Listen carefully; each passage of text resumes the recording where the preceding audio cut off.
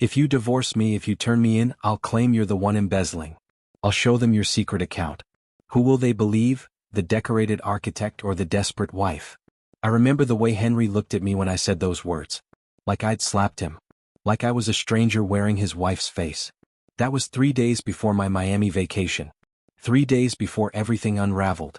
My name is Vivian Markson, and I destroyed my marriage to save myself. At least that's what I thought I was doing. The Uber drops me at our house at 11 p.m., and I'm exhausted, sun-drunk, my skin still tight from salt water. I'd spent the week pretending everything was fine, drinking mojitos with girlfriends who don't know my life is falling apart. Henry hadn't answered a single text. I told myself he was punishing me with silence. Men do that. I unlock the front door and reach for the light switch. Click. Nothing. I try again. The house stays dark, not power outage dark, but deliberately dark. I pull out my phone, turn on the flashlight, and my stomach drops. Every light bulb in the entryway has been unscrewed. Not broken. Carefully removed and placed on the side table in a neat row. Henry? My voice echoes through the empty house. Silence. I step inside, my suitcase wheels loud against the hardwood. The beam from my phone catches something on the kitchen counter. A single white envelope with my name written across it. But the handwriting isn't Henry's. It's unfamiliar. Precise. Almost mechanical. My hands shake as I pick it up. The paper is expensive, heavy. I tear it open and pull out a photograph. It's me. In a hotel room. With Richard. The angle is from outside the window, zoomed in through partially open blinds. Someone was watching. Please, before we continue, like, share and subscribe for more interesting story. I flip the photo over. On the back, written in the same mechanical handwriting, he knows everything. He's gone somewhere you'll never find him. And he's not alone. My legs give out. I hit the kitchen floor, the photo sliding from my fingers. The words loop in my head. He's not alone. He's not alone. He's not alone. Who helped him? Who took this picture? I think back to 8 months ago when this all started. Richard Townsend cornering me in his office after hours, his hand on my lower back, his breath smelling like scotch. You want senior partner, Vivian? Show me you want it. I'd made the calculation in seconds. My mother's voice echoing from when I was 8 years old, crying in that shelter bathroom on Christmas Eve. We have nothing. We are nothing. I'd sworn I'd never be powerless again. So I slept with him. Again. And again. Until I was trapped. Henry never knew. Or so I thought. I force myself to stand, my phone flashlight shaking as I sweep through the house. Henry's side of the closet is empty. Every suit, every shirt, gone. But his toothbrush sits in the holder. His razor on the sink. His car is still in the garage. I can see it through the kitchen window. How did he leave without his car? I grab my phone and check our joint bank account. My vision blurs. $127,000 withdrawn. 2 days ago. One massive transfer to an account number I don't recognize. I stumble to the living room. Our wedding photo on the mantel is face down. My hands tremble as I pick it up, and that's when I see it, writing on the back in Henry's handwriting. You killed us long before I left. I can't breathe. The house is spinning. I sink onto the couch and suddenly I'm back in our kitchen 3 years ago, doubled over in pain, blood soaking through my clothes. Henry rushing me to the hospital, his hand gripping mine so tight it hurt. It's okay, he kept saying, but his voice was breaking. The baby was gone at 16 weeks. What Henry never knew, my doctor had warned me. You're working too much, Mrs. Markson. 90-hour weeks aren't sustainable. You need to slow down. But I had a deal closing, the Riverside property, my biggest commission yet. I thought I could do both. Be everything. When we came home from the hospital, Henry stood in the doorway of the nursery we'd started painting. He didn't say anything. He just stared at the half-finished yellow walls, and I saw it in his eyes. The blame he was too kind to voice. We never talked about it after that day. The nursery door stayed closed. The distance between us grew into a canyon. Now, sitting in the dark, I realize I've been running from that guilt for 3 years. Running so fast I didn't notice I'd become someone unrecognizable. My phone rings, shattering the silence. Unknown number. I almost don't answer. Mrs. Markson? A woman's voice, professional and cold. Who is this? My name is Beth Rivera. Your husband hired me 8 weeks ago. The air leaves my lungs. A private investigator. Of course. I'm calling because Henry asked me to. He wanted you to know he's not hiding. He's protecting himself. From you. Where is he? I'm standing now, pacing, my voice too loud in the empty house. Beth laughs, not cruel, just tired, like she's seen this story 1,000 times. He paid me very well to make sure you never find out. But I'll tell you this, he left with someone who actually loves him. Someone who's been there all along. Oh. Goodbye, Vivian. The line goes dead. I scream into the empty house, a raw animal sound that comes from somewhere deep. I throw my phone at the couch. It bounces off and lands on the floor, screen cracked. Someone who loves him. Someone who's been there all along. I think about Henry's habits over the past year. The way he'd leave on Saturday afternoons, saying he was meeting a friend for coffee. The way he'd come home smelling like paint thinner sometimes. The storage unit I followed him to once, 6 months ago, curiosity getting the better of me. He'd gone inside for 2 hours. I waited in my car, but when he came out he looked lighter somehow. Peaceful. I'd meant to ask him about it. I never did. Now, at 2 a.m., I'm in my car driving across town to that storage unit. The facility is run down, the kind of place where people store things they want to forget. I find Henry's unit number from the receipt I'd secretly photographed on my phone that day. The lock is broken. No, cut. Recently. I pull the metal door up and it's empty. Completely cleared out. Except for one thing, a printed article taped to the wall. I step closer, my phone flashlight illuminating the headline, Local Anonymous Artist Phoenix sells collection for $2.1 million. My heart stops. Beneath it, a sticky note in Henry's handwriting, I was Phoenix. You never asked who I really was. I sink to the concrete floor, the cold seeping through my jeans. $2.1 million. Henry had been secretly wealthy this entire time, and I'd threatened to destroy him over $127,000. I remember now, random moments I'd dismissed. Paint under his fingernails that he'd scrub off before dinner. The way he'd pause in art galleries, studying brushstrokes with an intensity that seemed excessive for an architect. That time I found sketches in his briefcase and he'd closed it quickly, embarrassed, saying they were just doodles. I think about Henry at 19 before I knew him. He told me once, early in our relationship, about a girl named Sarah. They were supposed to run away together. She took his savings, $12,000, and vanished. He'd laughed when he told the story like it was ancient history, but I saw the shadow cross his face. I don't trust easily, he'd said that night. So if I trust you, Vivian, that means something. I kissed him and promised I'd never hurt him. I'm staring at the article and the numbers blur through my tears. Henry had been building a whole life I knew nothing about. He'd been Phoenix, creating masterpieces in secret because he never felt safe showing me who he really was. The next morning, I drag myself to work on autopilot. Maybe if I pretend everything is normal, it will become normal. Maybe. Richard corners me in the parking garage before I reach the elevator. Where's your husband, Vivian? His voice is dangerous, his cologne overwhelming in the concrete space. I don't know. Why do you care? He grabs my arm, his fingers digging in. Because someone sent my wife photos of us. Professional surveillance photos. Dates. Times. Hotels. She's filing for divorce and taking everything, the house, the business, the kids. Was it Henry? Understanding crashes over me. Henry didn't just leave. He burned everything down on his way out. He destroyed Richard too. I don't know. Find your husband. Richard's face is inches from mine. Or I'll make sure everyone knows what you've been doing. Including the FBI agent investigating our company's accounts. He releases my arm and walks away, leaving me shaking. The FBI. Of course. The embezzlement I'd been doing for 6 months, skimming money to cover gambling debts Henry never knew existed. Debts I'd racked up trying to feel something, anything, other than empty. Online poker at 3 a.m. became my escape, and then it became my trap. Richard knew. He'd held it over me, kept me compliant.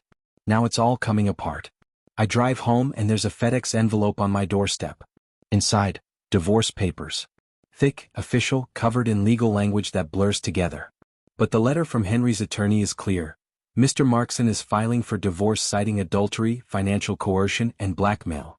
Attached is a dossier, printouts of my affair, bank statements showing the embezzlement, text messages I thought were deleted. Everything. But the final paragraph makes me stop breathing. Mr. Markson is willing to not press criminal charges if you sign the papers and disappear quietly. You have 72 hours. On the last page, a post-it note in Henry's handwriting, I loved you once. But you loved control more. Goodbye, Vivian.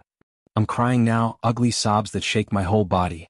I think about us at the beginning, Henry surprising me with picnics in the park, the way he'd sketch me while I read, how he'd hold me after my nightmares about being homeless. He'd whispered once while I was half asleep, "I'll never let anything hurt you." But I hurt myself. I hurt us. There's a knock at my door. I wipe my face and open it to find a police detective, middle-aged, kind eyes, a badge that reads Detective Santos. "Mrs. Markson? I'm here about your husband. He's been reported missing by his sister." My brain stutters. His sister. Henry's an only child. Detective Santos pulls out a photo. Vivian Markson. She filed the report yesterday. Says she hasn't heard from her brother in over a week and is concerned. I stare at the photo. A woman in her 40s, dark hair, Henry's eyes. "He never mentioned a sister," I say, my voice hollow. "She mentioned he recently came into significant money. Do you know anything about that?" I tell the detective I don't know where Henry is, which is technically true. Santos gives me a card and leaves, but the photo is burned into my brain. I spend 3 hours on my laptop tracking down Vivian Markson. She owns a bookstore called Second Chances across town. I'm in my car before I can talk myself out of it. The bookstore is small, cozy, smells like old paper and coffee. A woman is restocking shelves, the woman from the photo. "Lillian?" She turns, and her expression shifts from polite to ice cold in a second. "So you're the wife who never knew I existed." We sit at a small table in the back. Lillian makes us tea that I don't drink. "Our father disowned Henry when he was 20, she says. Henry wanted to pursue art. Dad called him a disappointment, said artists don't matter. Mom took Dad's side. I was the only one who believed in him. Why didn't he tell me about you?" Lillian's laugh is bitter. "He said you didn't do messy. That you liked your life clean and controlled. Family drama didn't fit your aesthetic." The words hit like a slap because they're true. "Is he with you? Is he safe?" Lillian studies me for a long moment. "He's safe. And he's finally free. Please. I need to see him. He said you'd beg. He also said to tell you this." Lillian leans forward. "He said, the woman at the shelter on Christmas Eve deserved better than who you became." The air leaves my lungs. The shelter. Christmas Eve. I'd only told Henry that story once years ago in the dark after we made love. How did he remember? Because Henry paid attention. Henry listened. While I was building walls, he was trying to understand the girl I used to be. I drive home in a daze. I need answers. I need something. I tear apart our bedroom, pulling books off shelves, emptying drawers. That's when I find it, a tiny camera hidden behind a row of hard covers. No bigger than a button. My stomach drops. Henry was watching me. Recording me. I grab my laptop and connect the camera's SD card. Dozens of videos. Dated. Time-stamped. Me on phone calls with Richard. Me counting cash I'd skimmed. Me crying alone in bed while Henry slept on the couch. One video is labeled, "Watch Me First." I click it. Henry's face fills the screen. He's sitting in his car, tears streaming down his face, his voice breaking. "If you're watching this, it means I'm gone. I installed this camera because I needed proof. Not for divorce court. For me. I needed to see if I was crazy, if I was imagining how cold you'd become. I wasn't." He wipes his eyes. "I hope you find peace, Vivian." I finally have. I don't sleep for 3 days. Richard is calling, threatening. The FBI schedules an interview. Henry's attorney sends follow-up emails. The house feels like a tomb. I stand in our bedroom, empty now, destroyed by my searching, and I just break. I scream until my throat is raw. I throw things. I collapse. That's when I see it, a loose floorboard near the closet. I'd never noticed it before. I pry it up with shaking hands. Inside is Henry's old sketchbook. The one from college, worn leather cover, pages yellowed. I open it and my heart shatters completely. Drawings of me. Page after page. Me laughing. Me reading. Me sleeping. Beautiful, loving portraits that show how he saw me. Not the cold, controlling woman I became, but the person I was when we first met. I flip through years of sketches and they get sadder. My face in the later drawings is harder. Distant. The last portrait is dated 2 weeks ago. Me staring out a window, unreachable. On the final page, written in Henry's careful handwriting, "I wish I could have saved us. But you can't save someone who doesn't want to be saved." I clutch the sketchbook to my chest and sob. I think about my mother in that shelter bathroom, how she looked so small and defeated. I think about 8-year-old me making a vow to never be powerless. But somewhere along the way I confused power with control. I confused strength with coldness. I destroyed the one person who truly loved me because I was too afraid to be vulnerable. The next morning I call Henry's attorney. I'll sign the papers. Mrs. Markson, you should know that if you cooperate fully with the federal investigation, Mr. Markson has agreed to provide testimony that may reduce your sentence. Why would he do that? The attorney is quiet for a moment. He said, she's still the woman I married somewhere underneath. Maybe this will help her find that person again. I cry into the phone. The attorney politely pretends not to hear. I spend the next month cooperating with the FBI. I admit everything, the embezzlement, the gambling, the affair. Richard goes down too. They'd been investigating him for years. His wife divorces him, takes everything. I plead guilty. The judge gives me probation, community service, and restitution. I lose my real estate license. My career is over. I deserve all of it. But something strange happens. On my first day of court-mandated community service at a women's shelter, I meet a young mother with a daughter who reminds me of myself at 8. She's scared, ashamed, trying to be strong. I sit with her, help her fill out housing applications, watch her daughter color with broken crayons. And for the first time in years I feel useful. Not powerful. Not in control. Just present. I start volunteering beyond my required hours. I take a job at the shelter. Receptionist, minimum wage, nothing like my old life. But I'm helping women like my mother. Like me. 6 months pass. I'm outside the shelter on a Tuesday afternoon, carrying donations from a local church, when I feel someone watching me. I look across the street and my heart stops. Henry. He's thinner, has a beard, wearing clothes I don't recognize. But it's him. He's holding a coffee cup, standing perfectly still, just watching. Our eyes meet across the distance. Car horns blur into background noise. The world narrows to just us. I expect him to run. Or to approach, angry and righteous. Instead, he does something I don't expect. He nods. Just once. A small acknowledgement that says, I see you. I see who you're becoming. Then he turns and walks away. Every instinct screams at me to chase him, to beg forgiveness, to explain. But I don't. Because Henry leaving wasn't about punishing me. It was about saving himself. And if I really love him, if I ever really loved him, I have to let him go. I watch until he disappears around a corner. Then I pick up the donation boxes and go back inside. A little girl is sitting in the waiting area, crying. Her mother looks exhausted, defeated, the same look my mother had that Christmas Eve. I kneel down to the girl, my voice gentle. Hey, sweetheart. You're going to be okay. I promise. She looks at me with wide, scared eyes and I see 8-year-old me staring back. How do you know? She whispers. Because I was you once. And someone, my voice catches. Someone believed I deserved better even when I didn't believe it myself. So I'm going to help you believe it, okay? She nods and I help her and her mother get settled. That night, I go home to my tiny apartment, so different from the house Henry and I shared, and I open his sketchbook one last time. I look at the drawing of me laughing, the me I used to be. I'm trying, I whisper to the portrait. I'm really trying. Somewhere in this city, Henry is building a new life. He's creating art under his own name now. He's free. And maybe, if I keep doing this work, if I keep helping people instead of controlling them, maybe I'll be free too. Not from consequences, but from the fear that made me cruel. Some people vanish to punish you. Others vanish to save themselves. The difference is, one haunts you forever. The other sets you both free.